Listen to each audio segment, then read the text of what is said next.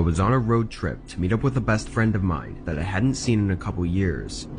He had just bought a home in Montana, so it was a great excuse to hang out for a while and catch up on life. The drive was 10 hours from where I lived, and due to work schedules, I ended up leaving home at 8 p.m. to drive overnight and arrive sometime around 6 a.m. I was tired from having worked the whole day before leaving, and being alone on the road made it hard to keep my eyes open. I knew it was going to be a struggle, but after a few hours of driving, I was struggling much more than I'd anticipated. By 1 a.m., it was becoming dangerous how sleepy I was getting, so I was going to pull over at the next town and find a parking lot to rest in for a few hours. But as I continued driving, there was nothing but road for miles and miles. I must have fully dozed off, because the next thing I knew, I was halfway in a ditch slamming on my brakes. Thankfully, I had woken up in time to stop from hitting any trees or causing serious damage to my car, but I was way off the side of the road. After taking a moment to collect myself, I got out and assessed the situation. It was very dark outside, with only the headlights from my car providing light, but the situation did not look good. I had veered a few feet off the road into a steep ditch that separated the road from the woods. I stepped onto the road and looked all the way down in both directions, but it was completely dark both ways. No signs of anything nearby. Still trying to keep myself calm, I went back to my car and tried to reverse out of the ditch, but it wouldn't even budge. The angle my car was in, my back tires had no traction at all. I pulled out my phone, and by some miracle, I had 1 bar of service. I called 911, and though the connection was choppy, I got the message across. They said they could have an officer with a winch down to help me in about 2 hours.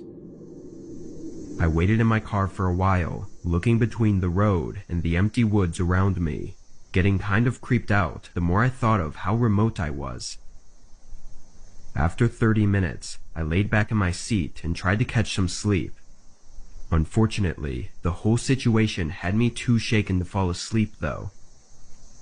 I sat up and looked around again, not seeing any lights on the road, but just before I looked away, I barely made out a shape on the other side of the road.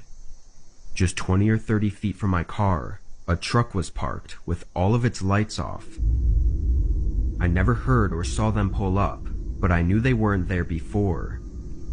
It was too dark to see any details, but I knew the police would have had their lights on for sure. So why was this truck stopped out here, right by me in the middle of nowhere, with all of its lights off? I stared at it for at least 5 minutes, not seeing any movement or signs of someone being inside it.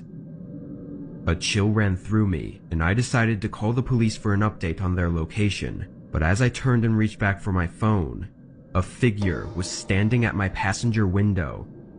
They were peering into my car, looking directly at me. His soulless eyes showed that he had no intent to help me. The shock of it all had me frozen in fear. The man then walked around my car and stared at me again through my window. Seeing him just a foot away from me with only the thin glass between us was the most terrified I'd ever felt. The man tested the door handle a couple times before saying something under his breath and hitting the window in frustration. He turned around and called something out in a different language, like he was telling someone to do something. He then turned back and started looking through the other windows. I was in a complete panic, breathing heavily and preparing for whatever was to happen next. But then I heard and saw the truck speeding away. The man by my car looked over like he was surprised and ran up to the road. After a second, he immediately sprinted past my car and disappeared in the woods. Moments later, I saw flashing red and blue lights coming up in the distance. I told the officer what had happened, but of course the man and whoever was in the truck had gotten away with no evidence left behind, other than the eerie shoe prints leading into the woods.